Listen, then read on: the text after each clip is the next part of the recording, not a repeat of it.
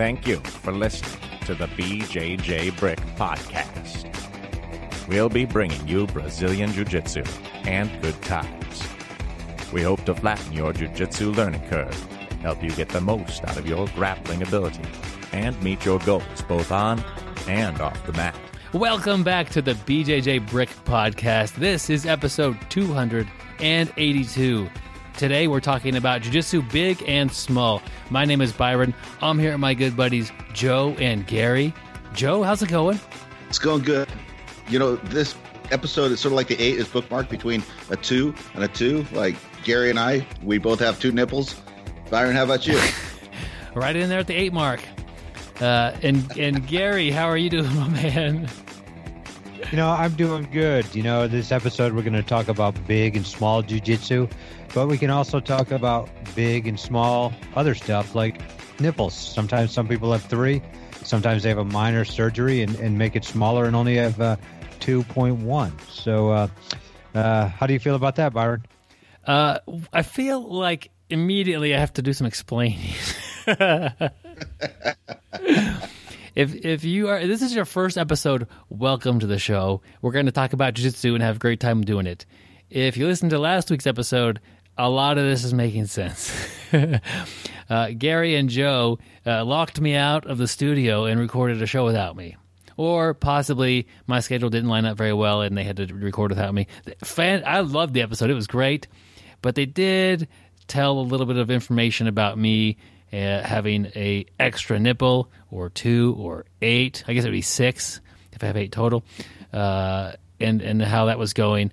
And so that's the price you pay when you don't show up to the show, is you get some stories made up about you, or some truth revealed about you that you really were trying to keep hidden underneath a thick shirt or sweater. And you'll never know if it was a story or if it's truth. Yeah, there's really not much I can do about it. So that's what happened last episode. Go listen to it. I enjoyed the interview. I participated in that. But the beginning and end of the show was done by Gary and Joe combined together. Ben and Jerry. Form it, Jerry. That's what's happening. I really did enjoy that episode. You guys did great. And Phil, anytime I could just say, hey, you know what, I can't make it this weekend or during the recording session, and we're going to have a great show. Possibly even the better welcome show. Back, buddy. Oh, that's too nice. We're not that nice on the show. I think this is an important episode. We talk about this quite a bit, rolling with a bigger person, or if you're a bigger person, rolling with a smaller person, and how to do things properly. This is important, and it causes frustrations. It causes maybe you're training to slow down. A lot of different things. So we're going to cover some of these and help everybody out, really, because who doesn't have like a really big training partner, or who doesn't have a really small training partner compared to you, or several of them? If you're the big person in the gym, everybody's tiny, and you got to learn how to train properly in order to get the most out of your mat time. Yeah, especially when you're new. Coming in, if you're a bigger guy and you come in, there's a bunch of young, quick guys, it can be hard to get used to. Or if you're a small person, you come in, it can be very intimidating. But learning how to grapple with people of different sizes is not the only thing you'll need to learn in your first year of BJJ. So I would suggest, if you're new to Jiu-Jitsu, check out Byron's audiobook, Your First Year in BJJ. He's got plenty of helpful tips that will help you learn everything from how to choose the right school, how to be prepared for class. Byron, what else is in this book? One of the things I like is kind of helping them set expectations for the first day, the first week, month, and that sort of thing, because it's tough to start something like this. If you just think, what was the last thing you started as an adult? Like a few years ago, I think maybe just a year ago, I took my first skiing class, like on snow, and it was hard, and parts of it were a little intimidating. It was all new to me, 100% new to me. But at no point was anybody trying to smash me or make me physically uncomfortable or do something, put my arm in a compromised position. None of that was even on the table. And in jiu-jitsu, so you have this whole new challenge of starting something new, and then the thing you're starting is a lot of times uncomfortable physically or maybe socially for you. And so helping you get through those things, I think, is one of the biggest hurdles that the book should help you with for the very new people, because some people, you come in, you try it once or twice, and it doesn't really click for you, and you're gone. And if it would have clicked just a little bit, a little bit differently, get those gears lined up just right, you'd have found a hobby you love for life. And so I think that this helps that happen a little bit more. Byron, and I see when I'm training with you and there's a new person who comes in, I've mentioned this before, but you're always that first person over there talking to that person, introducing yourself.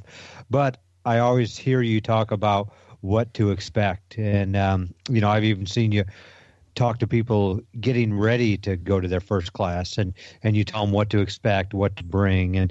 And like you said, it's a lot better chance that person still here a year later and, graduate from the first year of BJJ to your second audiobook, 6 games for BJJ. So, we want to keep people on the mats rolling. We want to keep them past the first year, and we want to make this a lifelong journey. There we go. We'll put links to the audiobooks in the show notes, guys. Thanks for the plugs. The money goes and helps support the podcast and help us do what we're doing. And it's been a big help so far. Yeah. Byron, that's what I like about you. You've always been a man on a mission, and you don't set just limitations. It's somebody that I've always modeled myself after. Oh, yeah. Get that yeah. out the ones, Gary. I gotcha. You can't say the words "man on a mission" is like a red flag, or like Gary's literally naming some of the games that are in the book, trying to sneak stuff by me. I like it, Gary. Good try. But Byron is too smart. He just took me around and just ragdolled me and made me look like I was a backwards grappler. Well Did done. you 6 of those in there, Gary? I haven't got Nike method in there. Okay. Well, you just did. Congratulations. Just do it. Good one. Oh man. Yeah, that's the other audiobook. I'm going to transition not so smoothly, kind of a crunchy style of peanut butter or chunky style of peanut butter transition over here to the off the mat lesson. This is the thing we learn, something off the mat, or maybe something we learn on the mat and we take it to the other side and try to learn something to benefit us. And it's pretty simple in here, guys. I was reading something, and I hate to say it, but I forgot what it was. And basically it was talking about learning and retention. And if you read something, like if you read a book, in reality, you retain about 1 to 5% of that book. Not a whole lot. So there's value in going back and reading the book again sometime and trying to reabsorb some information, or maybe it hits you more appropriately for what time in your life you are. Easy thing. If you read a book on Jiu-Jitsu, like whatever, and like part of the section is attacks from mount, and your mount attacks are non-existent because you're always playing on your back. Like that whole section, you could read it and it wouldn't really benefit you at that time in your life. But if you read it again and you had maybe a better attacks from mount, you were able to get there, that would hit you better. Or maybe there's just too much information to actually be able to remember all the important things. Anyway, so you remember 1 to 5% of what you read. And how could we, besides going back and reading things over and over again that are important to us, how could we adjust things to where the important things that we read actually can affect our lives in a beneficial way? The easiest way that I can think of is that you should act on the things that you read when you read them, and they're okay, this is important, this is something that can help me. Start acting on it right then. You don't have to remember it, you just do it, and then the process is set in. So it's the same thing in jiu-jitsu. If Gary's teaching me an escape from mount today, and I like this is perfect for me because this is the type of mount I get stuck in. This is a big problem for me today. I go and roll with Joe, and I'm trying to pass a half guard for 5 minutes.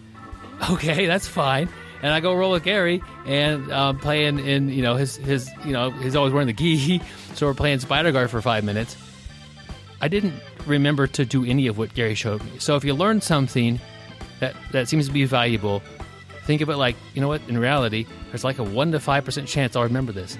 I need to act on it now. So I should, when I go grab Joe, either start in mount or just happen to end up on the bottom of the mount so I could work this escape. Same thing when I go to grab Gary to roll.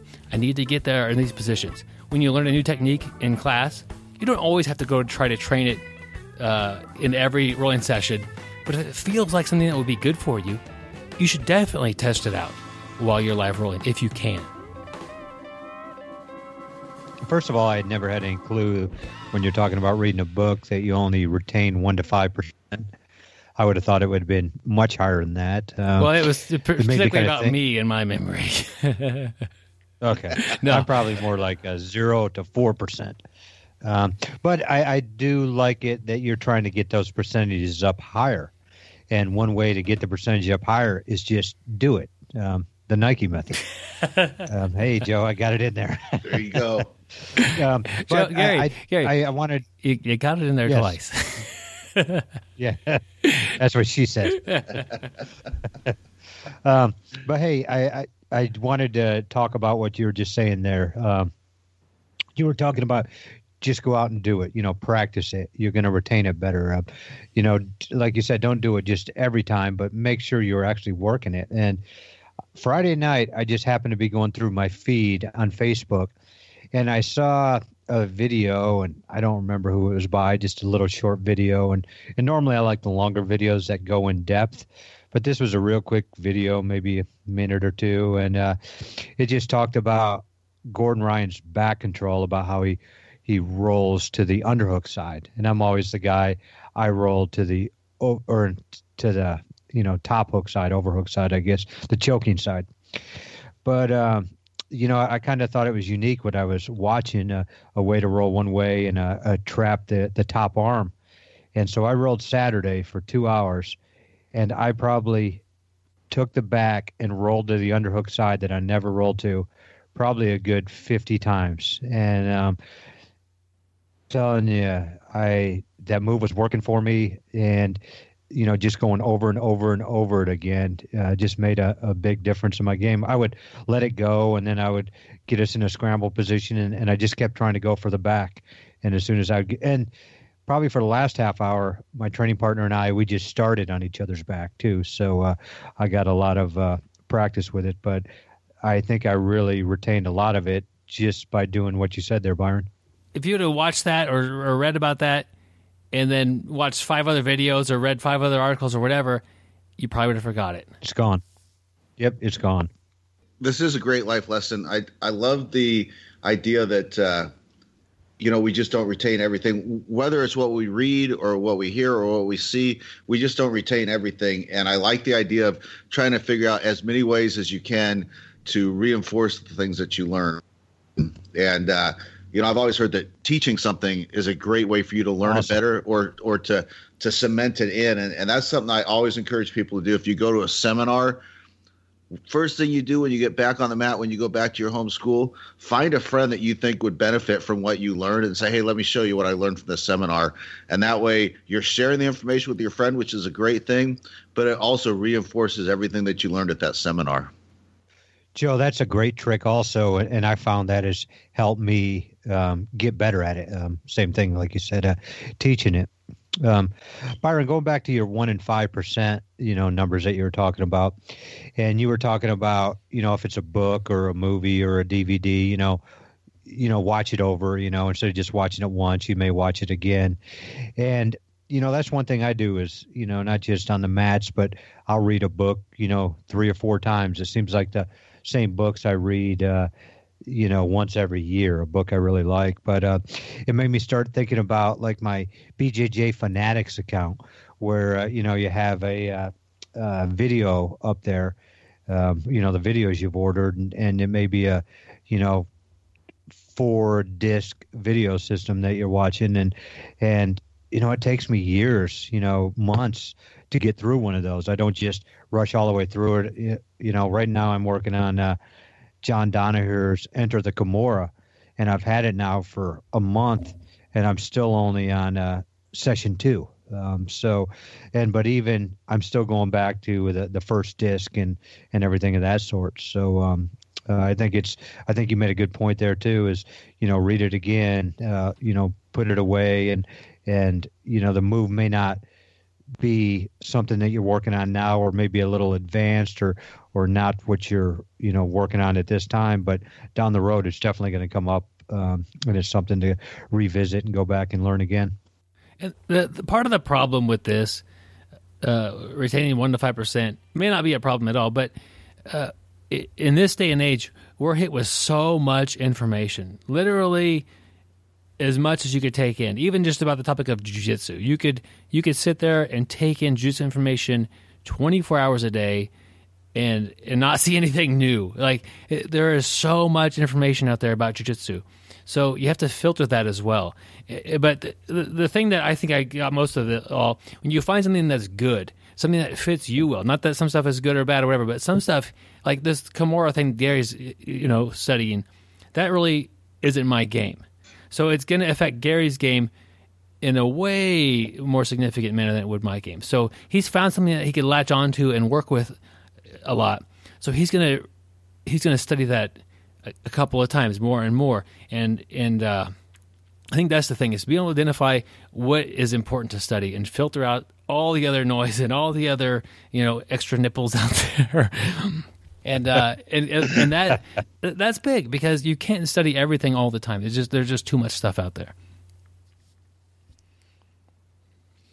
So I just thought that was interesting. I don't think there's anything you could do about like changing, like suddenly getting a way better memory or whatever. But if you find something that is important, hit it again, relearn it, do it again, and help bring that in. Or if it's important on the mat, get it while you're rolling. Take those notes and read over them again, and try it again next time you roll. So we got to work with what you got, and if what you got is a 1 to 5% memory retention, work with that. That's not the end of the world. We're all there, I guess. Joe, I know you've talked about previously about the basics of jiu-jitsu, and I think it was you talking about an app maybe from Stephen Kesting, maybe. It just went kind of back over the basic movements of, jiu-jitsu, and how just going back over, you've learned so much from it. Was that, did you say that, Joe, or was I thinking of somebody else? That was me. It was Stephen Kesting's app, BJJ Fundamentals, and yeah, I didn't really know what to expect when I downloaded it. I thought maybe it would be some fundamental techniques, but it was all about the fundamental movements. And speaking of, you only remember a small percentage of what you see when a technique is taught. This app is like the building blocks of every technique. You use shrimping or a technical stand-up or a bridging motion. You use these movements in just about every jiu-jitsu technique, every sweep, every pass you can think of. So, I wonder if that's kind of key, recognizing you only retain a small percentage of what you learn, and so learning to focus on what is going to be most beneficial to you. I think Gary's retaining more things because he's always remembering things that we've talked about in the past. Yeah. Well, I think as you're a little bit older, your myelin gets a little bit bigger and stronger. So, I think I got a few 100 years on you, Byron. So I think that's the difference. I think it just gets a little thicker and things move a little more slowly. Gets bogged down in the molasses. That's right. Island molasses. We've got a quote this week here to move off the mat lesson. It's from the book Master Jiu-Jitsu, Master Life. It's by our friend Paul Kindzia. He's been on the show fairly recently. And gentlemen, if you have the book, page 11. Ladies at home as well, not just you two gentlemen here. But the quote will be found on page 11. Let me thumb through it here. Do not be misled. You will suffer along the way. You will have failures and setbacks. You will have to learn to overcome these failures. However, it is the process of personal improvement that will transform you as an individual. And that's really the process of jiu-jitsu and how it changes us, because we do have failures and setbacks a lot. I think that's part of what we crave in jiu-jitsu is to get something that we could struggle against and then eventually overcome things. And we need these challenges that maybe we don't accomplish. Maybe your challenge is to become, some world champ. Maybe you don't accomplish that, but like you do see, you rise to many challenges in jiu-jitsu, and a lot of them are meetable. It might be the next belt level. It might be, adding a certain technique to your repertoire of moves that you have. So, but along the way, there's a lot of failures and setbacks, and these help change and mold you on and off the mat. Yeah, I've always thought that was one of the values of youth sports. If a kid plays baseball for 4 or 5 years and he just lucks into being on a team that has success every year and he's a natural at it, there'll be some value there. But I think the kid that gets on a team, they have some ups and downs, some winning seasons, some losing seasons, some tough patches. I think those are the kids that really benefit from youth sports. And so certainly the same is true as we grow older. But that becomes something that's sort of missing from our lives as adults. We tend to, by nature, steer away from things that are going to cause us difficulties and things that we're going to fail at. So putting something like jiu-jitsu in our lives as adults allows us to continue to reap those benefits and to grow from failures and struggles and overcoming those things. It's a great quote, Byron. Joe, I like what you're talking about youth sports. And this winter, my son's basketball team has yet to win a game. A big 0-8 right now. And he's played on some teams that have been very good. And so this is kind of first time he's ever played on a winless team. And, he's just learned so much from it. Different things like, it just seemed like he was used to winning, but his team is really bad, but it's cool because I'm getting to watch them improve each and every week. But my son, who's played for many years, has to learn, different things like leadership because he's played, much longer than anybody else on this team. So, that's something that he never had before. He's now got to take these guys, being the guy with the most experience, and show them, how to get to that next level, what you need to do. And, I could look at it as a failure because they haven't won any games. But what I see is my kid has grown a lot, and I see the team as a whole from, the first game to the 8th game has just grown tremendously. And they may finish 0-16, but they're going to be they've learned a lot. So even halfway through the season, I've just seen a big difference of the majority of the players. Man, you said a lot there, Garrett. I can think of a lot of parents that would pull the kid off of the team and want them to be on a winning team sooner or later. And it's just the nature of life. Kids, adults, whoever, are going to be hit with some things that are difficult to deal with. And if the lessons he learns as a kid on a team that's not performing all that great help him deal with some struggles in adult life, man, you can't buy better lessons than that. And whether hoping his struggles are nothing major, but you want him to be able to have the tools to deal with the challenging setbacks in life and to keep rising to those occasions and get through those things the best that he can. And I think that giving him this experience of being on a team that's 8-0 or 0-8, and having somebody like Gary probably coach these guys. They would be 8-0 if somebody else coached them. I think that's their issue. My guys play. Their defense, they butt scoop, and they're a little bit slower. So I think that could be our issue. They're out there butt scooting and heel hooking. Yep. But I just think they're not reaping. We're playing IBJJF rules. The lessons and building that grit in those kids. Hopefully, all those kids grow up and live great lives that nothing really too crazy happens to them. But some kids, some people end up having lives just it's beyond our control. Whether your loved ones get sick or there's so much out of our control, and to have the tools to deal with setbacks and to rise to the occasion and to just meet them with the best that you can. You're dealt a hand, play with that hand, and do your best. And I think teaching these kids to play in this environment is teaching them not to fold, not to give up, and to just keep working. And that's a great lesson. And that's like what Paul's talking about in this book with this quote here. And definitely check the book out. I know Byron, Joe and I have all read it. It's an incredible book, and it's not just a jiu-jitsu book. It's every lesson. He basically takes lessons from jiu-jitsu in life and brings them either on or off the mat, kind of like what we do with our off the mat lesson. But it helps you both on the mat and in life. Yep, and I got a whole bunch of highlights in this book, and next time we need another quote, pull the book back out and we're doing it again. Well, guys, should we roll the interview? Oh, wait a minute. There's no interview this week. Why is that, Joe?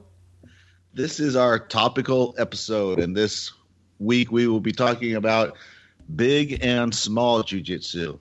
Byron, I assume when you sent these show notes out to us, we're talking about guys that come in and they tend to be on the bigger side and how they approach jiu-jitsu, and then there's athletes that come in and they're on the smaller side, and we're going to talk about how they might best approach jiu-jitsu. Is that what we're getting at this week? Basically, yeah, and all things in between. Rolling with each other and yeah. Because I was going to say, we can't leave out the average size jiu-jitsu person. Gary always claims that. We all know it's not true.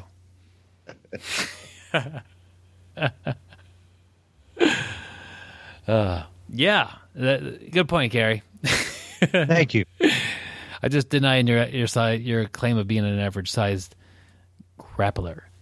I don't know how to lay down any thicker than that. Well, the interesting thing is to get back to something more serious. You guys are both sort of in the middle range there. So I think for guys that are in that 5'9" to 6 foot range and 170 to 200 pounds, you get a turn at being both the bigger grappler and the smaller grappler. So that is an interesting topic to cover as well. Never really thought of it that way, Joe, but yeah, you're correct. We got some bigger guys to go against and some smaller guys. So, and we can be the bigger or smaller person. So, never really thought of it, but I like that style. Yeah. So the first idea I have here is training and how to adapt training based on which category you fit in.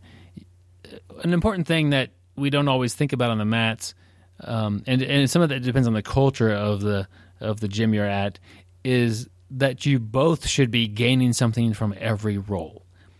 And if you are, we didn't need to just pick a weight. Like, let's just say 260. That's our big person today. If you're 260 and you're only with somebody who's 120 pounds, you need to find a way to get better at jiu-jitsu training with this person, and also for the other person to gain some knowledge and experience in jiu-jitsu as well, rolling with you. It should not be a one-sided relationship with, you know what, I could smash this person and work on my Americana the entire training session. That's not productive for really either of you. And the reverse is, I'm going to lay there, I'm so much bigger than this person, I'm going to lay there and just let them just attempt things the entire time. That's not really beneficial either. So we need to find ways that you could both train and it'd be beneficial. I agree. I think one of those ways is for the better grappler of the two, or the bigger grappler, because whoever kind of is going to be able to dictate the positions, to put the grapplers in a position.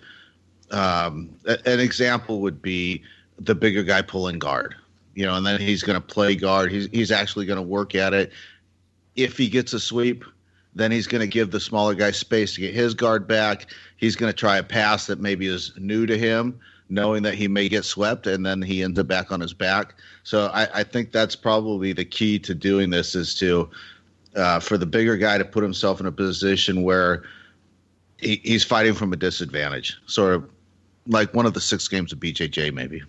That's a great simple one. Is if you're the bigger, stronger person, or the balance is off tipped by skill level, and you're way more skilled, let them work a position that it just sets a tone. You're not trying to murder them.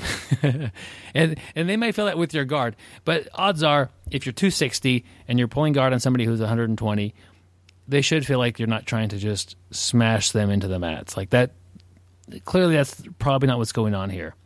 Now, if you come at them with a real aggressive guard or whatever, that might change. It's not the position only. but just setting kind of the tone as we're going to work here. And you know what? That person can work a technical guard pass and try to get through that guard. And the bigger person can work some technical attacks and try to get some things going that they want to do. Now, is it the best thing for them to like, oh, here's what I'm going to do. I'm going to kind of create some space and get up to my feet and push them down for an easy sweep. Probably not the wisest things to select to work on. But if you want to, try to, control an arm and spin for an arm bar, in a way that you're not just totally dominating that arm with your strength, but you're getting your hips in the right position and all these things that make it good. It is difficult to be like, if you roll with a kid, like that's the category I'm in. If I'm rolling with somebody who is smaller than me by that much of a margin, it's a child. Because I'm a little under, I think, 180. And so, there's not a lot of 80-pound people walking around. And so, like, we're looking at rolling with kids. I want them to work on things, and I could still work on things with those kids. I could set up some combinations and work on, different things that I'm doing. And I think we both can get a good roll. Byron, you're talking about rolling with somebody who's 100 pounds lighter than you. And one thing I've noticed, like if I do roll with kids, let's say my own son, who we're like 100-pound difference there, is it makes me roll really technical because I don't want to smash my son. I want to have I want my son to grow up and live a healthy life. But no, be able to walk. Yeah, but that's one thing I've noticed that works great is. I really try to be soft but technical. I don't want to smash him. And it really helps my game out and helps my movement. And then, I will let him grab a single leg and, throw me to the ground. And, you're talking about maybe going for an arm bar, being the heavier guy. Like, I will then go for an arm bar. I'll get everything in a good position. But, I'll let him work, let's say in hitchhiker escape or stuff from there. And, I found out that I can have really good rolls with my son who weighs, 100 less pounds. I can't say that he's having good rolls with me. I don't know if it's as beneficial to him, but, just how you roll and what's on your mind and what you're working on can, even if you're the much bigger guy, you can get a lot out of it. Before we move on, I just want to say one thing for the big fellas out there. If you get in an actual fight, or you get into competing with guys your own weight class, you are going to need to know how to apply pressure.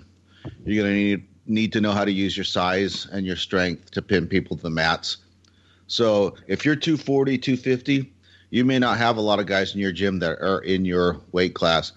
But when you get guys that are even close to your weight class and they're athletic and maybe they're a belt above you, don't be afraid to use that opportunity to work on your pressure. Just because you're the biggest guy doesn't mean you always play the bottom position or you always play from a disadvantage.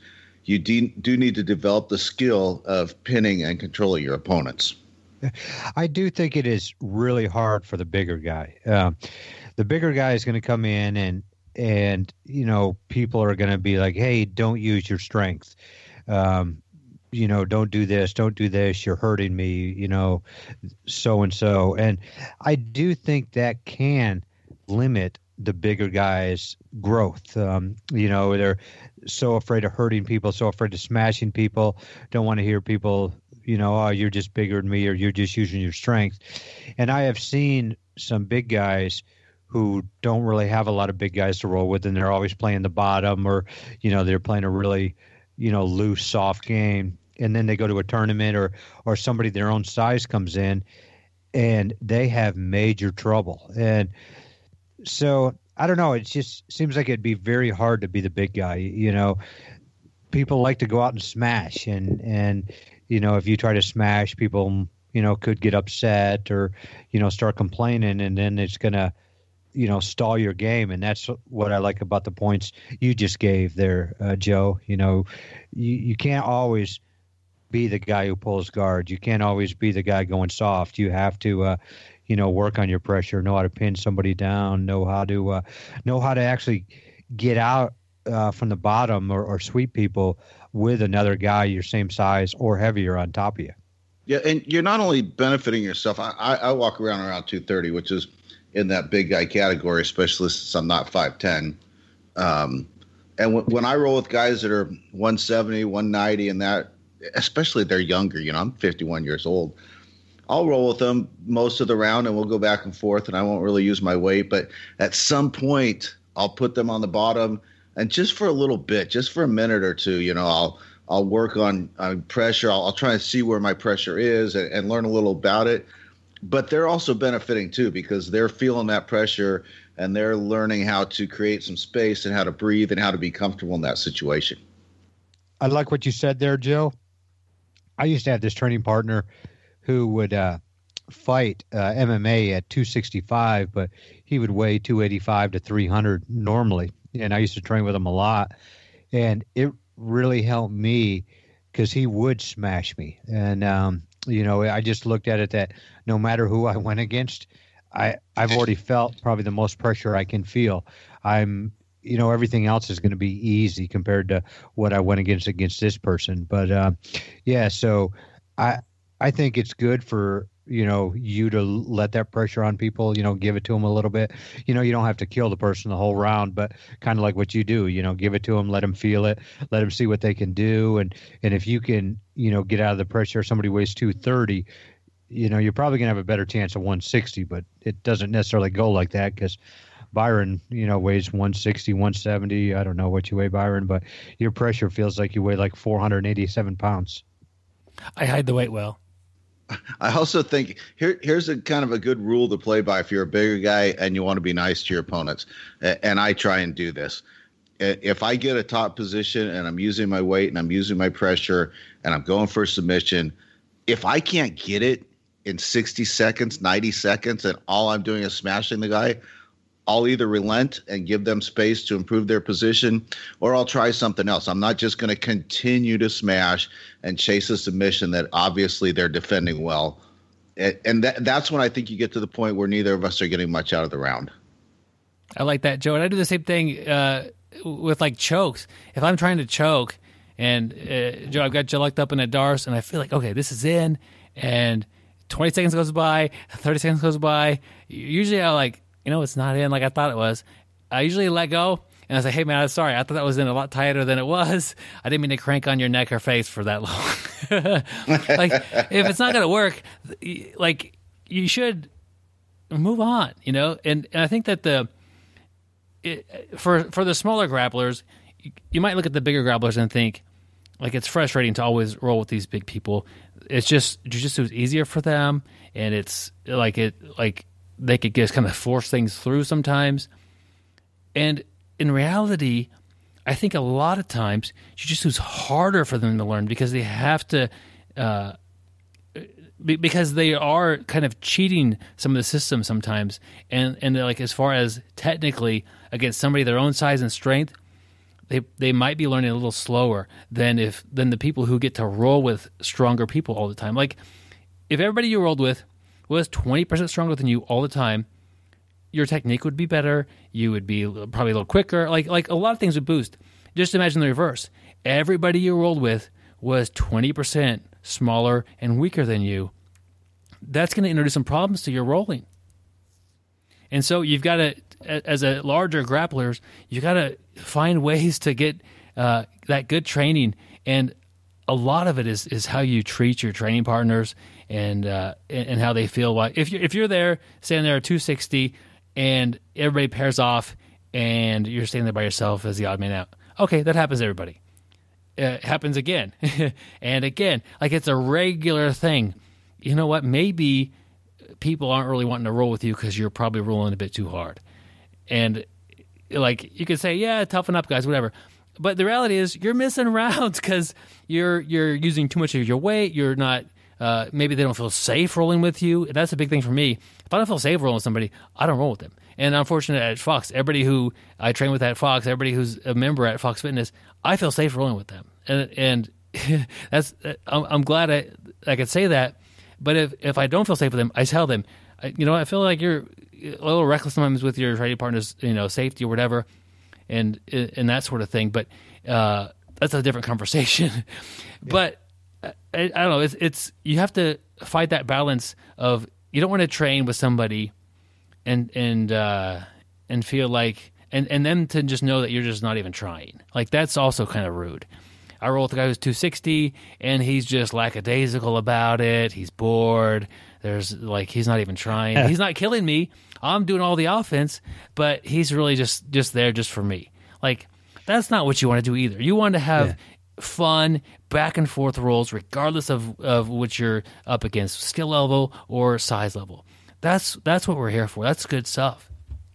Byron and I used to have this training partner who was 260, and he started about the same time as us, so not like we had an advantage over this person, but he would basically just be rolling with us, and while he was rolling he would be whistling, and it was more like he would just whistle to bake it, like, oh, there's nothing you can do, and that was kind of the attitude. But I just remember rolling with him, and it would make me so mad. I would just go at him even harder, and he'd just whistle even more and then tap me out anytime he wanted to. But I don't think that's a good way to roll with somebody. Is he still rolling, Gary? He is not, and Byron and I are. I bet he's not. I bet you can find him downtown sometime and leg and tangle that guy and heel hook the heck out of him. Well, it's funny that you said that, Joe, because I did meet up with him rolling with him about a couple years, more than a couple years, probably 5 or 6 years later, and kind of had my way with him. So, but that's the cool thing about jiu-jitsu. It's a long journey. If you stick with it, kind of like, was it last week or the week before our quote, just staying with it. And we're going to get better. We're always going to improve if we just keep doing it. Pretty sure that was last week, Gary. I think that was one of the better quotes we've had on the show. Yeah, and it was also, I noticed, for a lot of people said our best show ever. One of the best shows ever. I totally agree on that one. It was an outstanding interview. Well, we kind of talked about, the bad things for the big guy.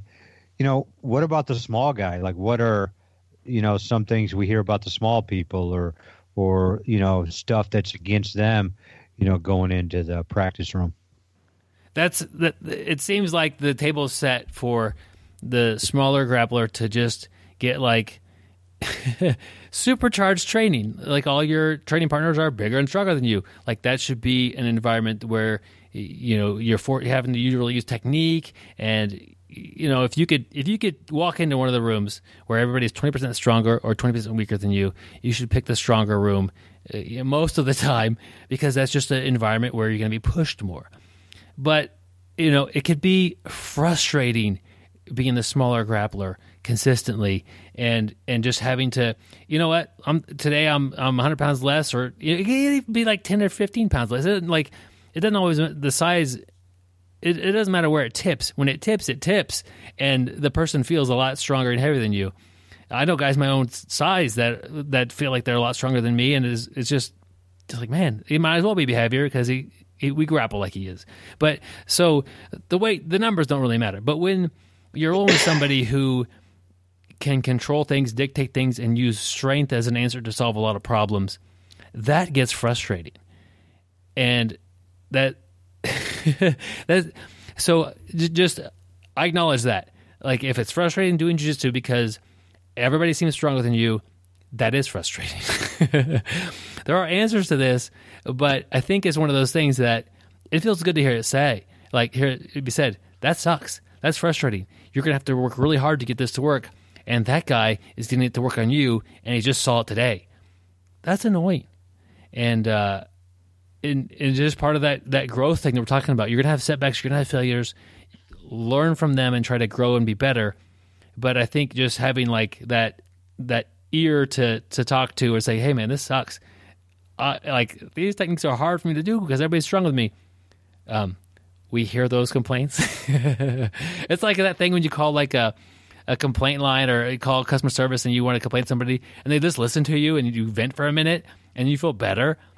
Like that's real. Like you do feel better when you say, yeah, man, I bought these cookies and they were all dried out and made me sick or whatever. By the time you're done talking about these terrible cookies, you feel a little better. Like your complaints about being the not as strong person on the mat, they're valid in the fact that it's harder for you to jiu-jitsu. It's frustrating sometimes to do jiu-jitsu, especially when you're smaller. We hear that. But Byron, I think one of the things that makes it frustrating is there are some advantages that the smaller guys have, and I don't think they realize it. And I think once they realized it, they can exploit them. Bigger usually means slower, less nimble, less range of motion, a smaller gas tank.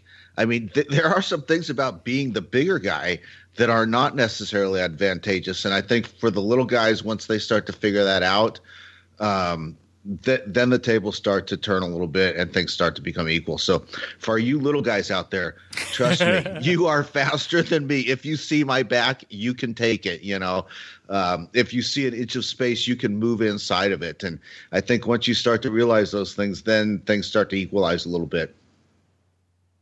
Yeah. Sometimes, I don't know, I almost hate rolling with the little guys. And when I say hate, they're harder for me to roll with, when we're really going at it. And, it just seems like some of the littler guys on the smaller side who've been doing it a long time, they have really got good at everything. They've been always going against people that are bigger than them. So, they've been training, for months, years, and, just getting better each and every time. But their technique has to be so on point to make stuff work against bigger people that, when they have been doing it long, man, some of those guys are just incredible with their technique. And like you said, Joe, a lot of times, with their technique so good, not only do they normally, and I can't say that because I roll with a lot of big guys who have great gas tanks, but, it just makes their gas tank even better when they're rolling efficiently and, with very good technique and, flexibility and just movement and speed. That speed is a great advantage. But I have trouble with really sound, smaller people. They frustrate me. They're incredible. So I think, the frustration side of it is just try to get the technique to work and gauge it with a measuring stick against the reality of it not working. It's going to be hard for me to Americana somebody who outweighs me by 100 pounds. Does the technique work? Sure, it works. Is it likely to work against somebody whose one arm is stronger than both of mine? Probably not going to work that great against that person. It's just in reality. Okay, jiu-jitsu works great against. It's made for the small person to beat up the large if need be. That's the design of jiu-jitsu. But the problem is, both of these people everybody you're trained with knows jiu-jitsu. That's the problem. And maybe you roll with the bigger person who's new. I wouldn't recommend just smashing them as a smaller person. Just go out there and choke them 9 times in 5 minutes. That's not necessarily the right thing to do. But just to feel how much easier it is, the size difference isn't everything. When somebody's a big, strong person and they don't know jiu-jitsu, it should seem a bit easier than everybody else you train with because we all know jiu-jitsu. And once you start gaining that knowledge base, it doesn't have to be very deep, and people become hard to tap. People become hard to attack.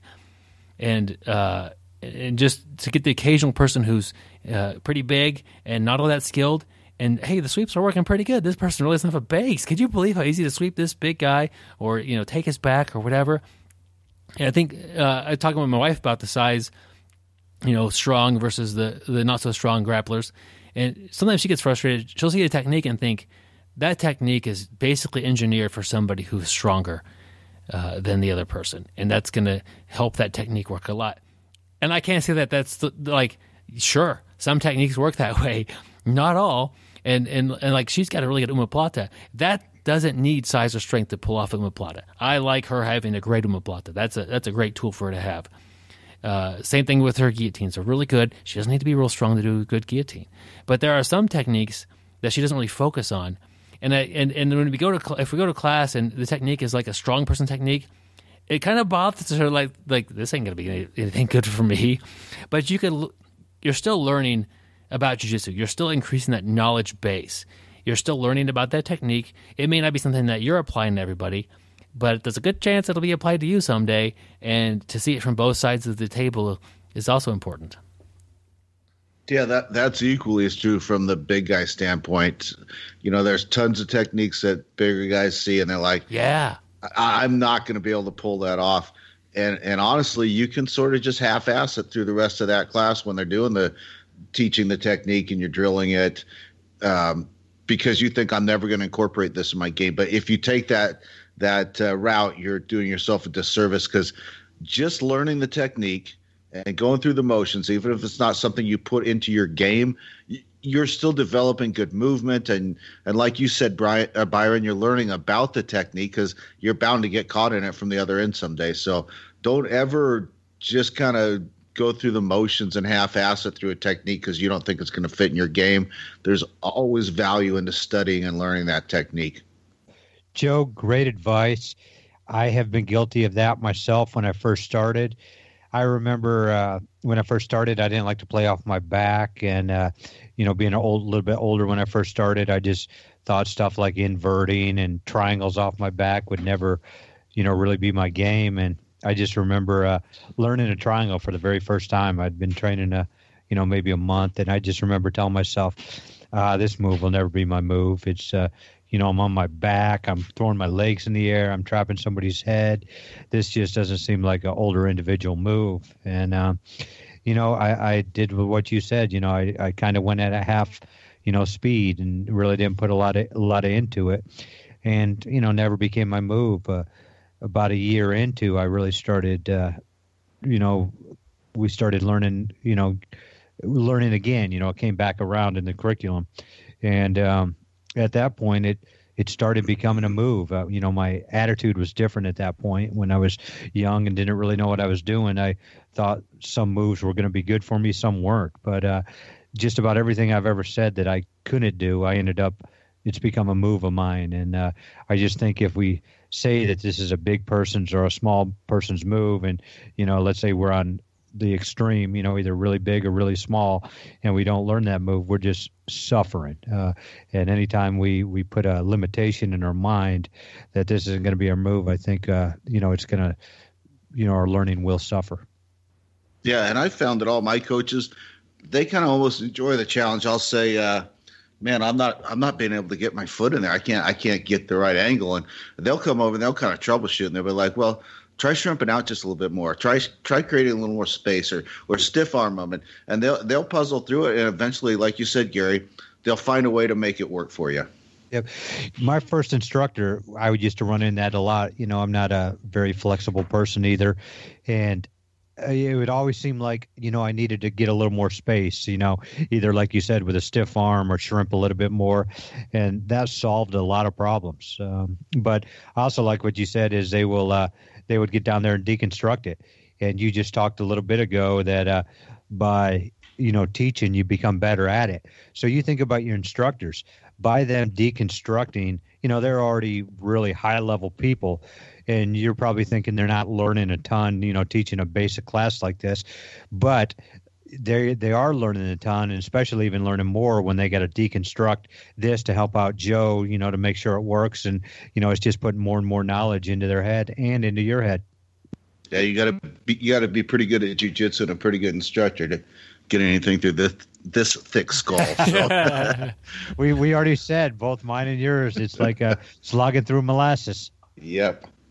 So when you're in that class and you're on one side of this spectrum, and they're teaching something to the other side, let's say you're you're 260, and they're showing something where you invert and you turn your hips this way and you grab their foot here, and you're like, this ain't happening.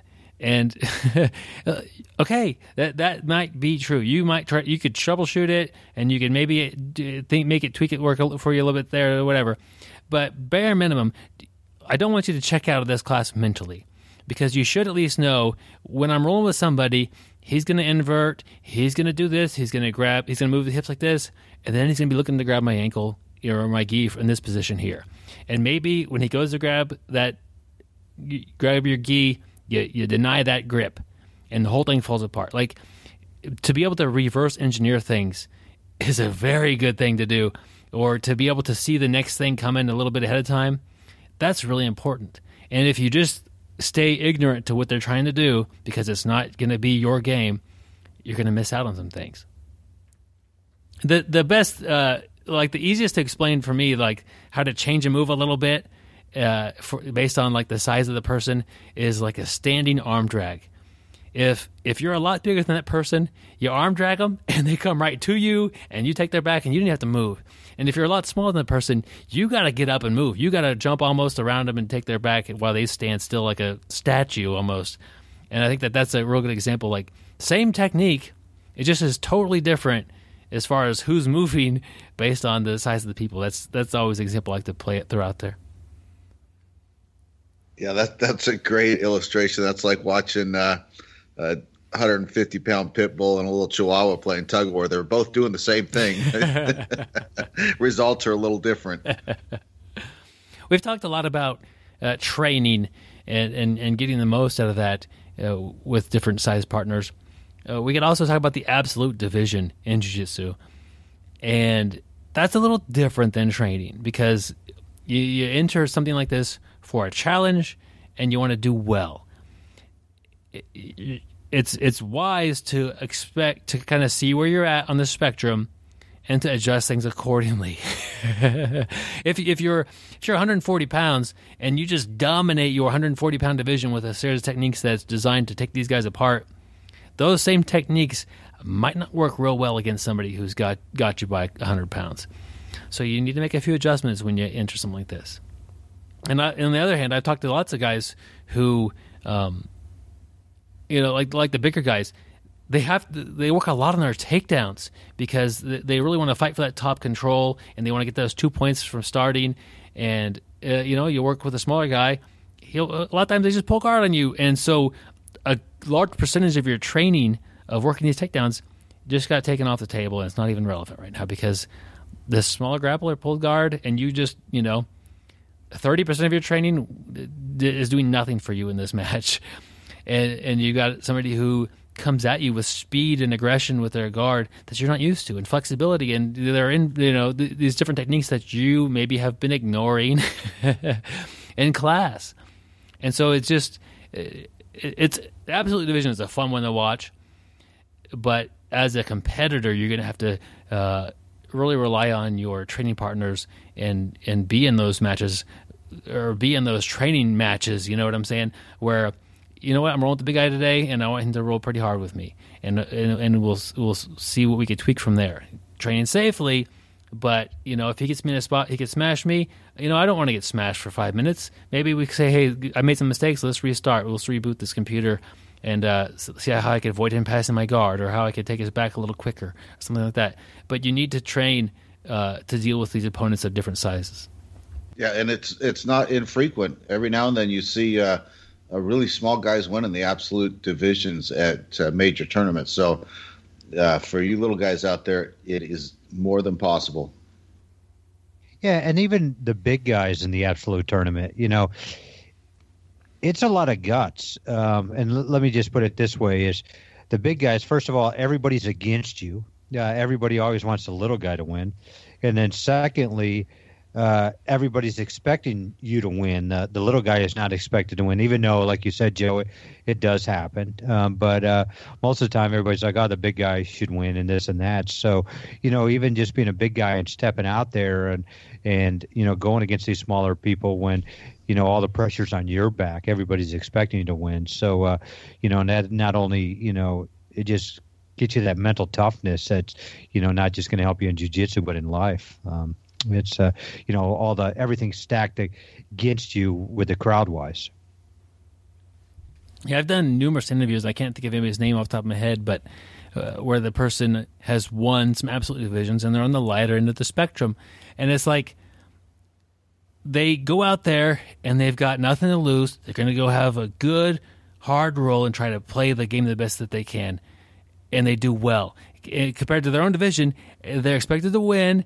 There's a lot more stress. If they lose, they shouldn't have lost. They had the answers to the problems that were presented, and they didn't get them done correctly or whatever. So that shows you the side of the mental game is being able to play without having the stress. Sometimes will really help you, but that's an advantage for the larger grappler. Like a lot of times they're thinking, I should be able to win this. That's stressful. Being the underdog, typically, something like this is less stressful because you don't have to suffer these social negative things that could happen as an underdog. It's not like we're doing an underdog and we're boxing or doing body slam competitions as an underdog. Like those are miserable. Those exist, but like the worst thing, you get smashed a bit and it's not fun. But the point of jiu-jitsu, even in competition, it should be safe.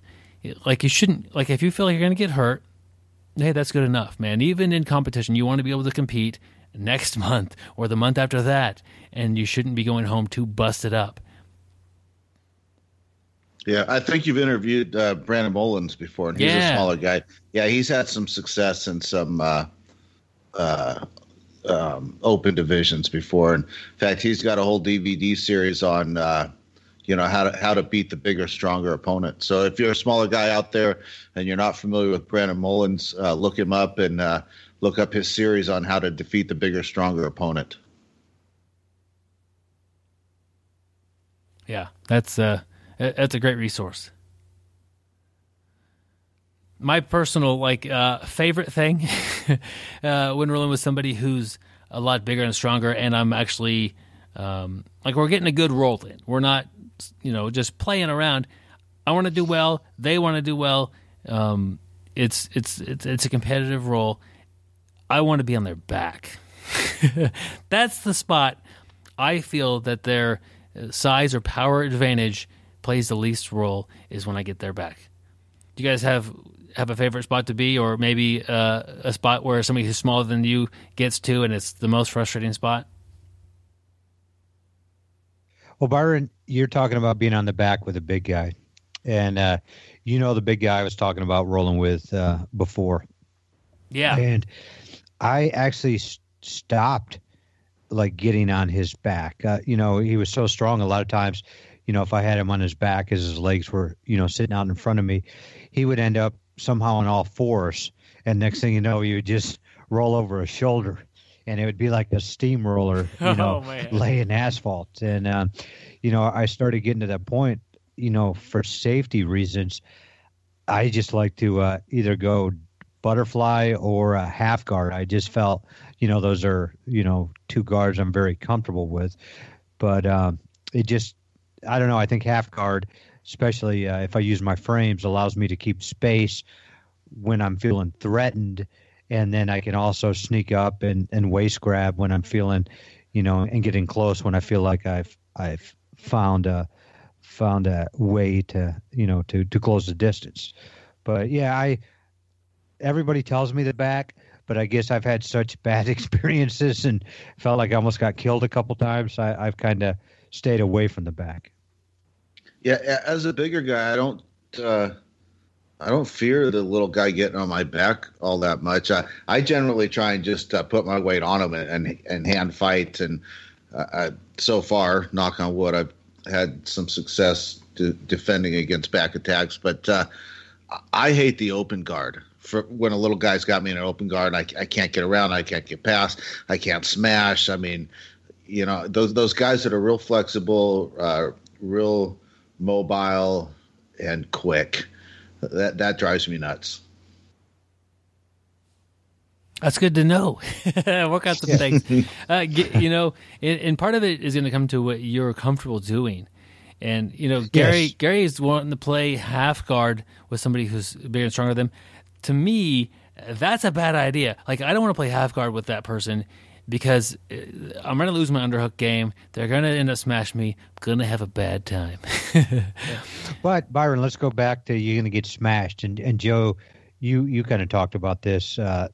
Joe, both you and Byron have talked about really focusing on frames. And I know, Byron, you gave a little workshop on that at the BJJ Brick event. And, I had I thought I was so good at my half guard that, my offense was so good for my half guard that, I didn't really need frames. I just thought I could go and sweep people or, get my offense rolling. And so my frames had really kind of left, being at the top of my, thought process when I went into different, when I went into actually rolling on the mat. And just by, I know, Joe, you brought it up in an episode, and then Byron, like kind of right after that, you taught that seminar there, and it made me really focus on my frames after that, and it made my half guard better against big people, because I felt like now that my frames have gotten so good, based on the help from you two and plus Tim Sled and Rolly Delgado, made my frames better, that it's hard for the big guy to smash me. And then it seems, the big guy will make a mistake, and I will get an underhook. And, Byron, you were talking about losing that underhook game, and I feel like I did, I will get it, based off of, frustrating somebody with frames. So, thanks to you guys, my half guard game against a larger individual has got better. It's good to hear, Gary. You got that growth mindset, and you're always wanting to get your game to be better. But I guess just from like a thing, look for parts of your game that would match up well against bigger or smaller people, and try to get those into the mix. If you're not comfortable being on somebody's back, and in Gary's situation, that person really didn't care about Gary's safety, which is a whole different issue. Yes, like that's the problem. When I'm on someone's back, I don't like them to necessarily be on like belly down. I like to be next to them, like on our sides. Belly down's not bad if I have them flattened out, but that's hard to do to a bigger person. So that, like, I'm really wanting to keep them us on our sides and work from there. And I haven't had the people try to just roll and not care about my safety like that from that position. But like, it's just a little mix of your past experiences and what you're good at, and then that's part of what you're learning when you're rolling with somebody who's a lot stronger or smaller than you, what worked well, what didn't work well, and then make adjustments accordingly. Jiu-Jitsu, like, we're not fighting models of ourselves. We're trying to adapt our jiu-jitsu to fight other people. That's part of the fun. That's part of the challenge. Wouldn't you like to fight a model of yourself, though?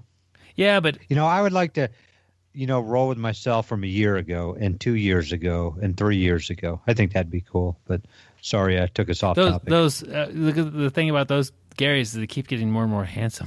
That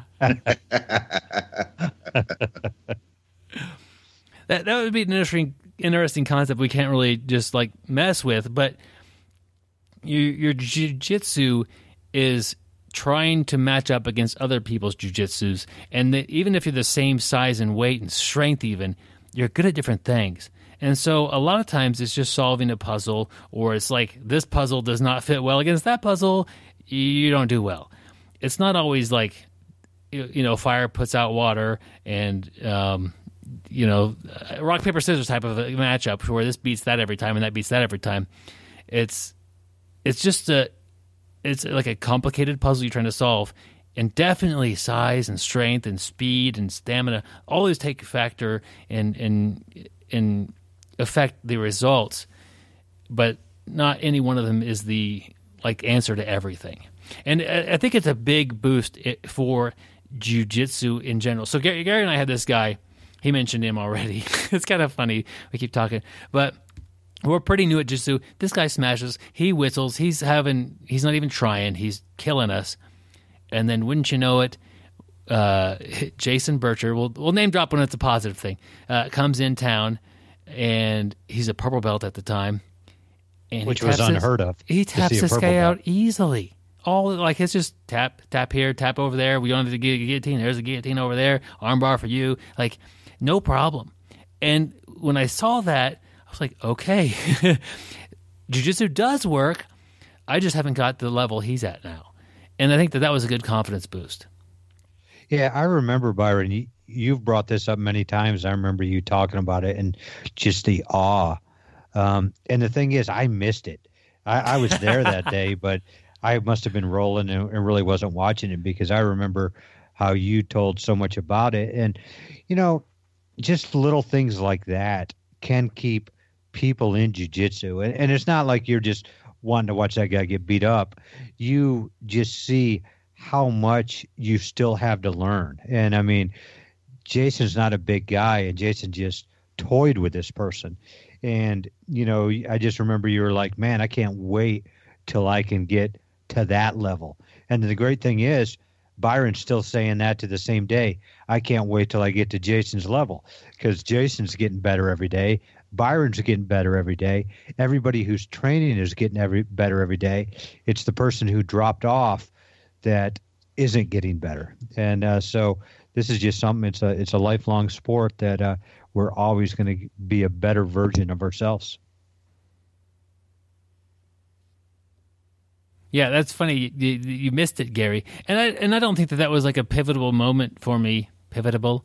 I can't even say that. Byron, as much as you talk about it, I really felt like it was a pivotal maybe it moment. was, but it's. I think because you had awe. There was so much awe that you were just like, I can't believe this. I think I basically learned that it worked. I gained Jason's great at jiu-jitsu, but I gained confidence in jiu-jitsu itself, because you see like Hoyt's Gracie on TV doing it. That's great, and then but all these times I'm presented with this problem of this large guy, I couldn't solve that riddle, and Jason walked in and solved it without any trouble, and it was like, it does work.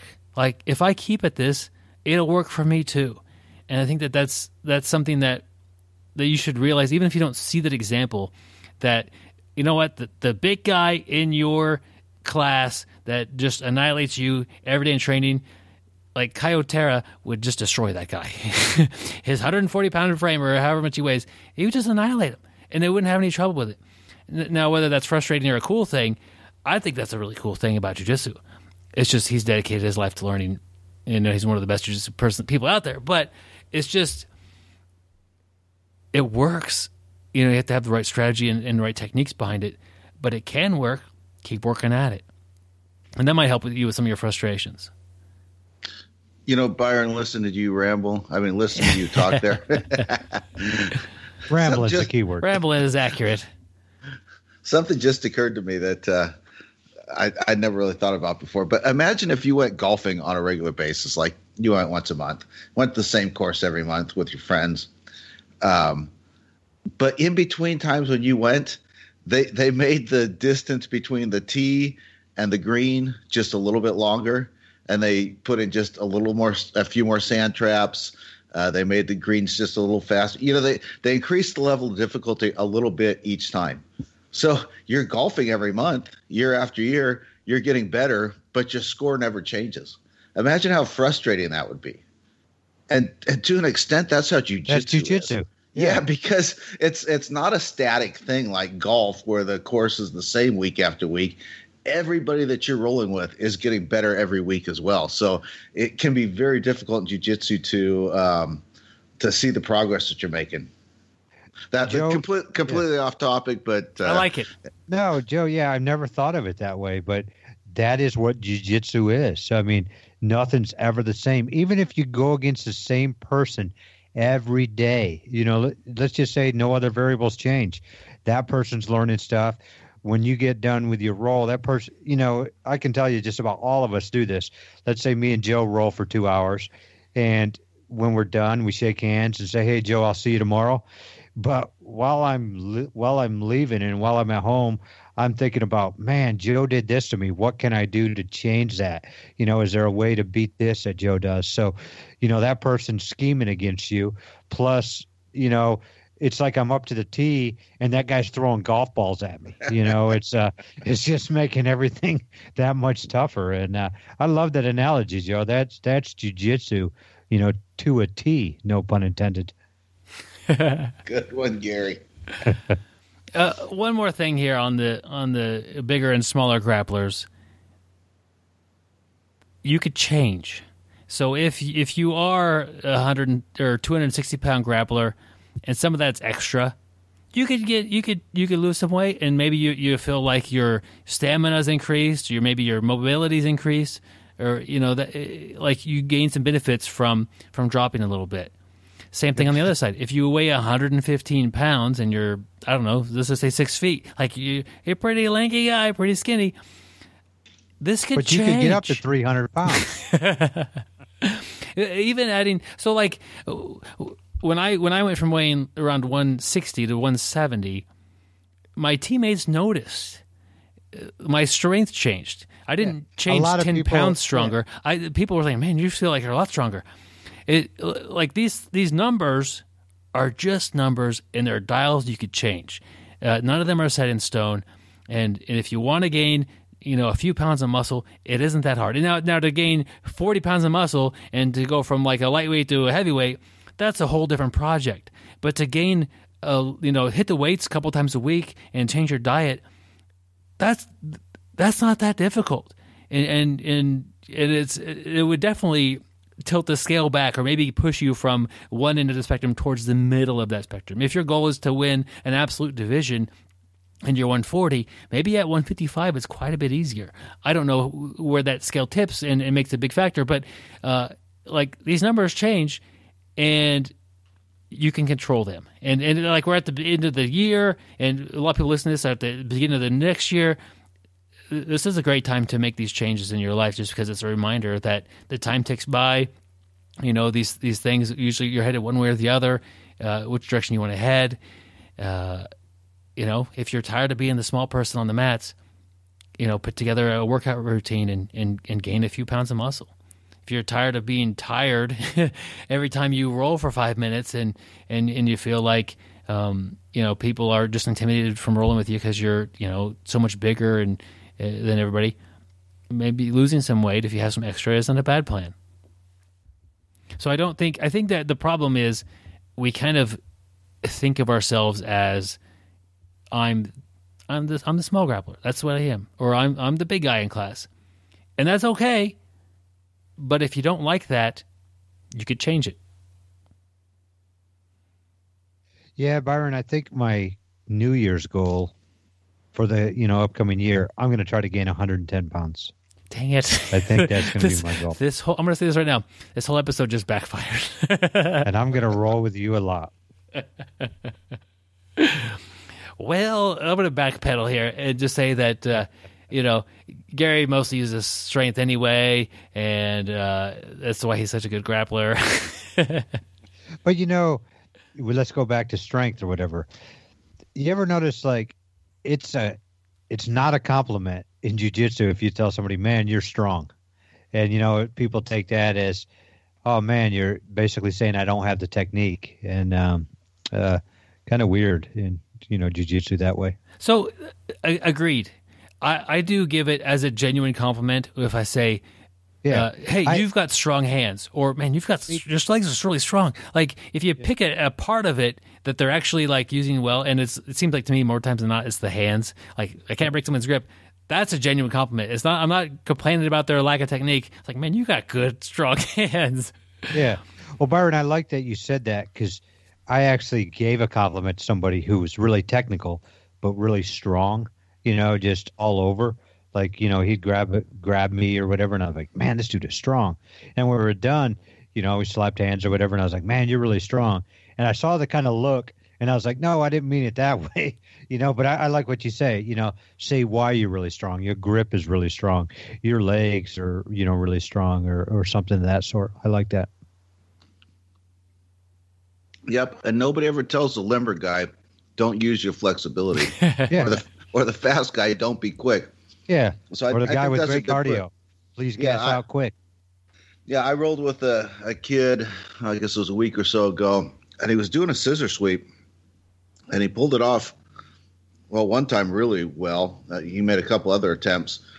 And what I liked about it was he was really powering into it. A lot of times guys will sort of go to their hip and they'll put their top leg in position and kind of hook their foot on your ribs, and they've got their grips, and they sort of pause there for a minute, and then they sort of do the move with there's no explosiveness.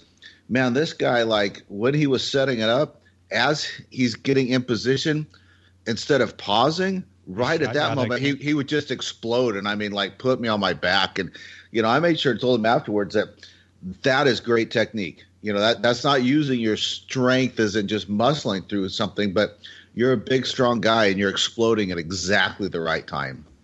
That's awesome.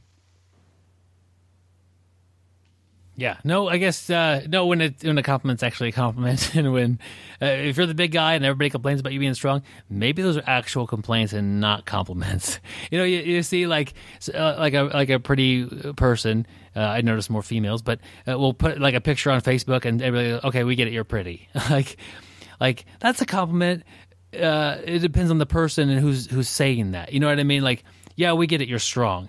But if everybody's saying, like, describes you as the strong guy, maybe you're training a little bit too much on the strong side of things. Because the point is to learn jiu-jitsu. Your strength will always be there for you. And Joe mentioned self-defense. You definitely want that strength there for you when your life is on the line. You don't want to gate things back and play nice and that sort of thing. you want to survive, but there's different things. But you want to be able to train in an environment people are happy to train with you, and get good quality rules that you both learn from. That's, I guess, the big goal of this big show is if you're the larger person on the mat, be a good training partner. If you're a smaller person on the mat, be a good training partner. And find out what that means. You could ask your coach and say, like a lot of the big guys at our gym will just say, was he using too much strength? And sometimes I'll say, if I was new, yes, but I'm comfortable with this level. Or, you know what, that's why I tapped, because you had my head and you're going to crush it like a grape. I'd rather not have that happen in my head. So just, I think, communicating with your teammates, with your coaches, asking questions. Am I using too much strength? Am I relying on this category or this trait too much? Is a good way to make sure you're not doing anything crazy, because everybody knows it a lot of times, but the person actually doing it. So I'll tell you. Anything else, gentlemen, on this big topic? I think that was the large and small of it, Aaron. Yep, that's the long and short of it. We've got Joe found an article. What'd you find for us, Joe? Yeah, I found it on website BJJ World. They've got some good articles on here, and this one is let's see, BJJ White Belt Survival Kit: 5 essential tips for beginners. So we cover these type of articles a lot. They're fun. They're easy to cover. They're 5 bullet points. And one of the things I liked about this one was, the first thing I do when I see an article like this is I just go down and look at all the bullet points before I actually read the article. And that kind of tells me if it's something I might be interested in. So I looked at this one. I thought, yeah, those are, all good points. But each one of them, the author kind of took it a little bit of a different direction than I was expecting. An example is the first one was accept your status. And honestly, when I read that, I thought he was going to talk about how oftentimes the first few months, first year of jiu-jitsu is a lot of getting smashed, a lot of getting worked, and, just sort of accept that. But he was going more from the perspective of you're just going to be lost a little bit. Jiu-jitsu is a complex martial art, and you're just not going to know what's going on all the time. And one of his key points in this first point was, don't be afraid to ask questions. And I thought, how many times have I been in class where the instructor will say something, let's use the omoplata as an example. It'd be like, we're going to work the omoplata tonight. We're going to start close guard, go for an arm bar. Your opponent's going to defend and pull his arm out, and then we're going to do the omoplata. Before we get to the omoplata, is there anybody that's not clear on how to set up and execute the arm bar? And sometimes nobody will raise their hand, and you're looking around, you're thinking, I know there's guys in here that are not proficient at the armbar yet, and they're missing an opportunity by not raising their hand and saying, yeah, coach, I could use some pointers on the armbar before we move on. Sometimes it might be me, a different technique. And don't be afraid to raise your hand and say, yeah, coach, I don't quite get that yet. Can you show me one more time? So I really like that first point. Accept the fact that it's complex, and do not be afraid to ask questions. Joe, that actually makes me think of you. Do not be afraid to ask questions. BJJ Brick event, we had Rolly Delgado come in and teach his leg lock seminar. Joe actually got a hold of Rolly, asked him what would help him before the seminar, so that he'll understand more at the seminar. And Joe asked that question. He worked on the advice Rolly gave him for a month or so beforehand, and I bet you got a lot more out of it. Just by asking a question, accepting the status, and really made a big difference. Yeah, it really did. And one of our friends, Andy Dickey, who was also there, he had asked me the same thing. And I said, hey, coincidentally, you asked me. I said, I'd ask Rolly, and here's what he said. And Andy said he actually took a couple of private lessons and just focused on the key things that Rolly suggested. And it's similar to the example I gave, armbar to omoplata. It's what leads up to the technique. Sometimes it's really key. And so it's great point. And I remember that you said what leads up to the armbar, and I remember we were working leg locks, but he wanted you to work the single leg X, that works up to the straight ankle lock, and you really worked on that and helped you understand more. Second point he talks about is injury prevention, and we have talked about this a lot.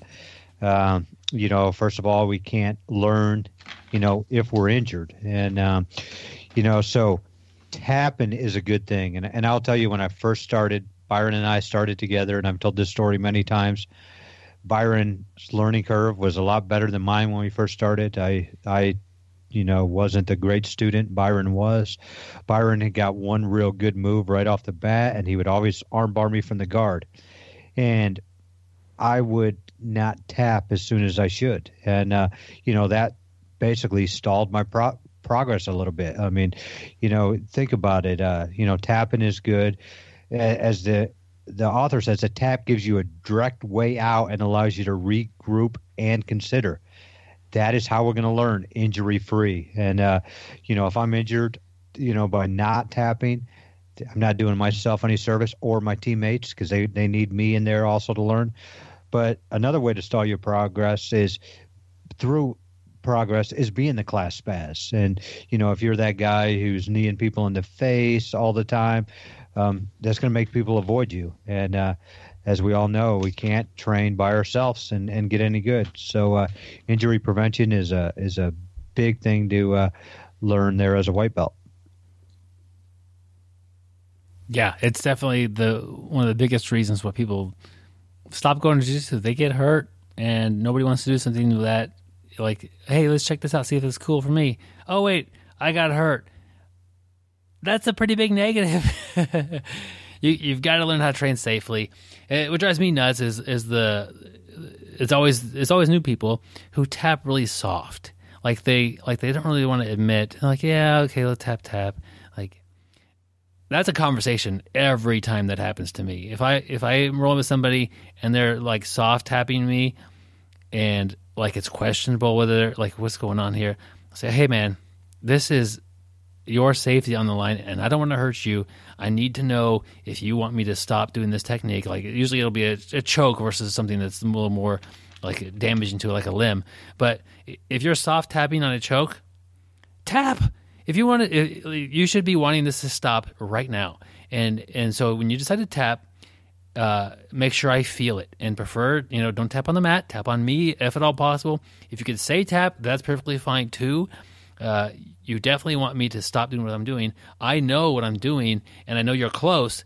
That's why I felt the soft tap. But some other person who may not be as experienced, or maybe another new person, they're not going to feel the soft tap, or they might question it. It's that's a disaster. I don't like to train with people who don't know how to appropriately tap, because it's so dangerous. It's just a ridiculous thing. And the thing that gets them is it just screams that you're new. Like no other way, like to say, hey, I'm brand new at this, is to start doing like soft taps, and not like that to me says this person has less than a few hours on the mat experience. If you want to act like you know what you're doing a little bit, tap like you mean it and be safe. Going down the list here, he mentions respecting the academy, and one of the ways you do that is how you're acting and how you're holding yourself throughout the class. Another big way is your personal hygiene. And typically, as adults in regular life, we're not all that close to each other and up in each other's spaces. you wouldn't know it all the time. But if you're having a little bit of a hygiene issue, we're going to notice in jiu-jitsu. And jiu-jitsu is one of the rare activities, physical, like a sport you do, where it's perfectly okay to shower before you do it and then shower again after you do it if that's what you need to do to be clean on the mats. Gary? And, we go back to injury prevention. We're staying on the mats, and if you're not cleaning your gi or, making sure your hygiene is top-notch, black belt level, I may be off the mats because I caught ringworm from you. And like I said, I want to be on the mats as much as possible. So we owe it all to each other to stay home when we're sick, to make sure our gear is clean so we're not going to infect anybody else. Yeah, there's a lot here on this article. Anything else you guys want to highlight? Well, let's skip to the last one and let's just touch on this one a little bit. It says ask and write. Yeah. And I can't tell you how much I agree with this.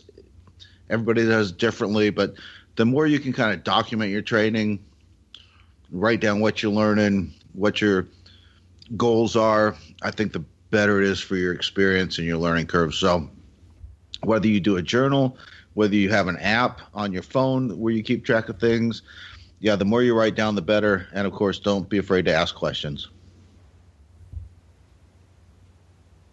Yep, that's kind of goes back into putting yourself into that role. It's okay to not know things. If you have a question, ask it. People like to help other people do better in jiu-jitsu. And I guess you get, and every school's run differently, so maybe you have to ask all the questions to your instructor. But a lot of times, just ask your person you're training with. They might have the answer for you. If you're a new person, you're training with a blue belt.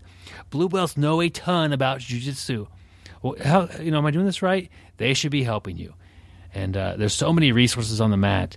You should like one of the big things you need to do when you start jiu-jitsu is find some people that you're comfortable asking questions to.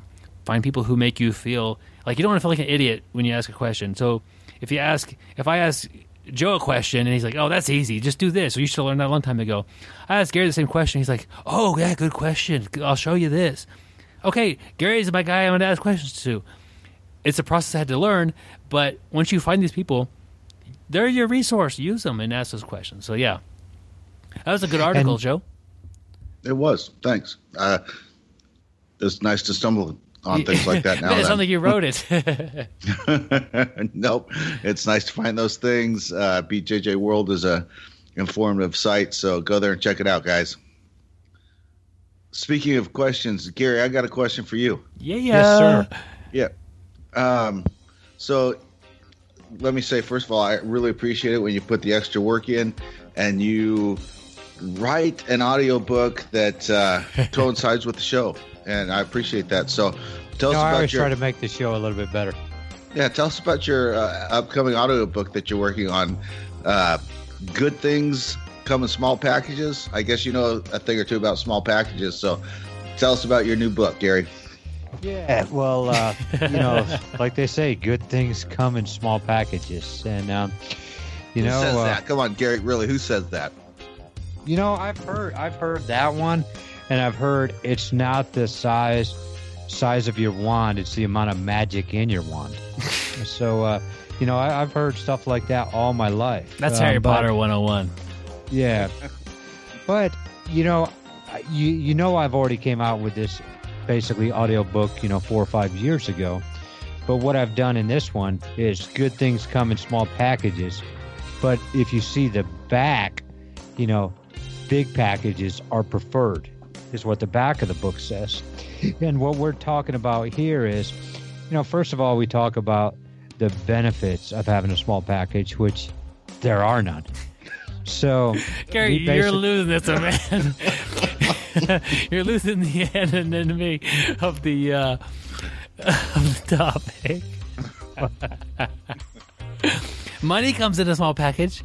Diamond would be in a fairly small package. Now, wait. Would you rather have a bigger diamond or a smaller diamond? They all fit in a small box, Gary. Let's take money. Okay. Would I rather have an armored truck filled with money or an envelope filled with $200 bills? Ooh. Well, are there pennies in the armored truck, Gary? No pennies at all. But I mean, I think most people would rather have more. It's just like if I get an ice cream cone, I don't want a single scoop, I want a double. Yeah, That's what she said. So, I'm interested in this, Gary. How are you going to save this? This will be great. The gist of this audiobook is all about enhancement. Like Byron, you were talking about if you're the small guy, to become bigger. You said you could start lifting weights, you could do a bunch of stuff. So what we're going to talk about is how to enhance ourselves. So, let's say you got small biceps, how are we going to get bigger biceps? There's a bunch of ways to do it. We're going to do a lot more curls, as Joe and I talked about last week. We're going to do barbell curls in the squat rack, just to drive people crazy in the gym. We're going to eat a lot of protein. That drives people crazy. That drives people crazy? I've been doing that all the time. That's why. And checking my phone while taking the bench as well. Makes you better at jiu-jitsu. So, I mean, we're going to talk about how to make your biceps bigger. We're going to talk about, how to make your traps bigger, how to make your quads bigger. So, I mean, every body part we have, we can make it a bigger package. And, some of it may be due surgical enhancement. But what would be better to have butt implants? I know you've only had the left one because you haven't been able to afford both of them. But I know you had your left implant. That's right, Joe. You only have the left implant. Or you could do a bunch of squats and, make both your gluteus the same size. Make them both Maximus. Yeah. So, I mean, we go in depth about how to make packages bigger. And, I mean, who else could we have? But we brought in all the experts about packages. I brought in the local UPS guy. I brought in the FedEx guy. I brought in all the experts on packages. And so I think it's a really good audiobook. Yeah, I guess the guys delivering the packages, the women and men doing that job, prefer the packages to be smaller.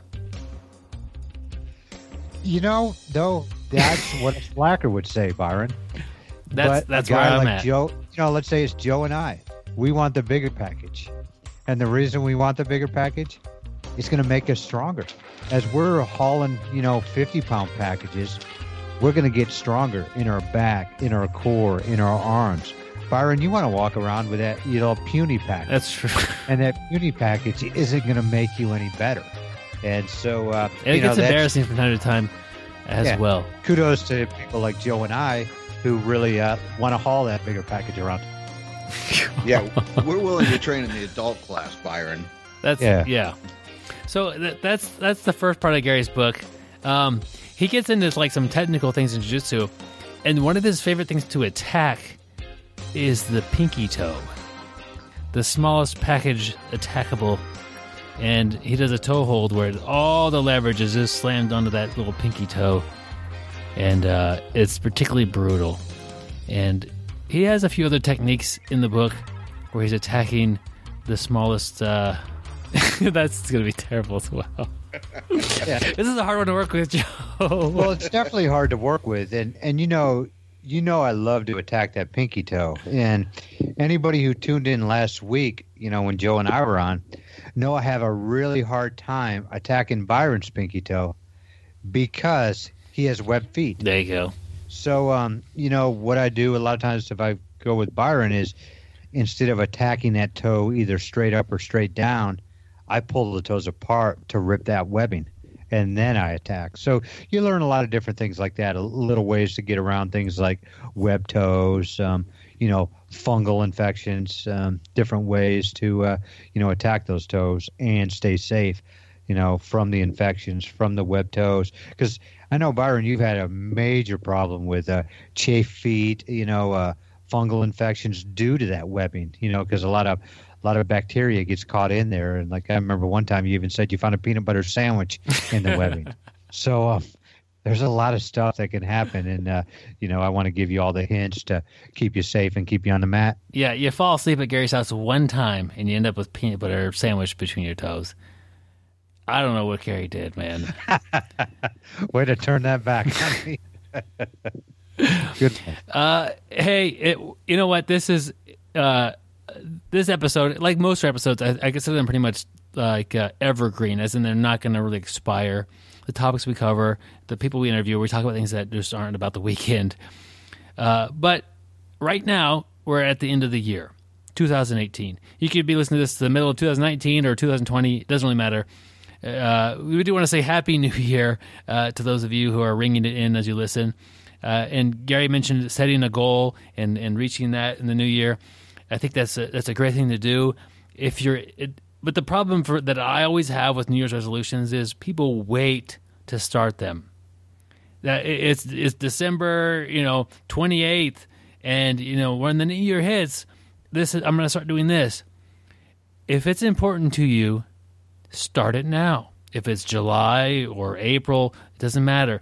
If you have a goal that's important to you, you should start this or listening to the podcast like right now. Like if you want to start eating healthy tomorrow, your next meal, not tomorrow, but your next meal should be healthy. These things, if it's important to you and it's important enough to make it a goal, start it.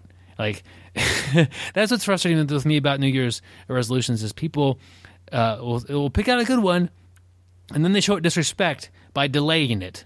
That doesn't make any sense to me. Start it. You are important. Your goal is important. Start on the journey right now. Whether you listen to this, it may not be January or the end of December when you listen to this. Your goals. You're an important person. Your goals are important. Start these goals now.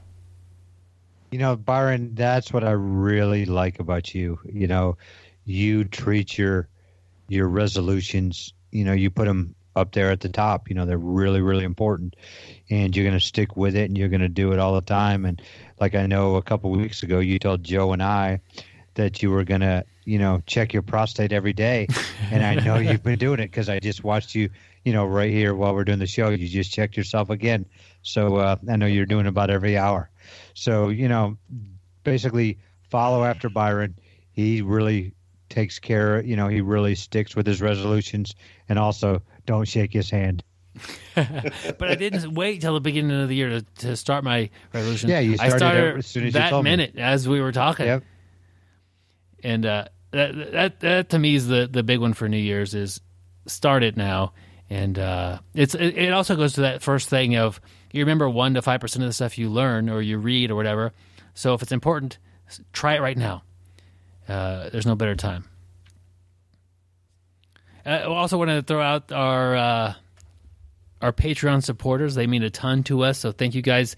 If you want to support this podcast and help keep it growing and going in the right direction, starting it now would be a great thing to do. Most people kick in like $1 per episode. We got a few Patreon supporters that are kicking in $3 per episode. That's amazing. Really appreciate that. If you want to send us $1 an episode, we'll be excited to have you on the team of Patreon supporters. We'll maybe get a 5-inch BJJ Brick gi patch anywhere in the world, and I'll also throw a sticker in that envelope as well. It's a BJJ Brick sticker, not just a regular sticker. And you're invited to the private Facebook group to join us in some of the discussions we have behind the scenes about the podcast and any articles that we may have questions about or whatever. It's a good place to hang out and chat with us. So, thank you guys for supporting us on Patreon, and I'll put a link to that in the show notes if that's something that you want to join in. And why wait till the beginning of the next year? Start it now if it's important to you. We'd like to have you be a Patreon supporter today. We'll see if that gets us like 1,000 more supporters, the Start It Now thing. Also, right now, you might as well go check us out on Facebook and other social medias. Joe has been doing great he's like the Facebook manager. Oh, that's an awesome title. Does that come with the raise? Yes. It's a promotion? Another 40% raise. Yeah, check us out. And I really appreciate when people comment and interact. And so check us out there. Check out our YouTube channel. Byron's got some great content on there. Byron recently put out a really good article that came with the video. So check us out on social media. Give us a like. Give us a share. And if you like the show, make sure and tell your friends about it. Yep, and Gary had one really more important thing to say. Go ahead, Gary. Yes, if you have any questions or would like to talk to us, just send us an email at bjjbrick@gmail.com. Nice. I didn't. That wasn't a tip to just throw Gary out there and see what he would do, and he hit a wild pitch. I thought we'd have some dead air, but not from Gary. Not for me. Guys, stay I may sweaty. be a small package, but I think quick. Gotta work with what you got, Gary. You were dealt the hand, you gotta play it. Yep. Oh, I play with my hand a lot. Stay sweaty, my friends. And don't forget to shower. Train hard, train smart, get better, guys. We'll see you on the mats. Oh, you're killing me, Gary. Thank you for listening. I hope you find the time today to roll. After all, the best way to get better at Brazilian Jiu-Jitsu is to do Brazilian Jiu-Jitsu.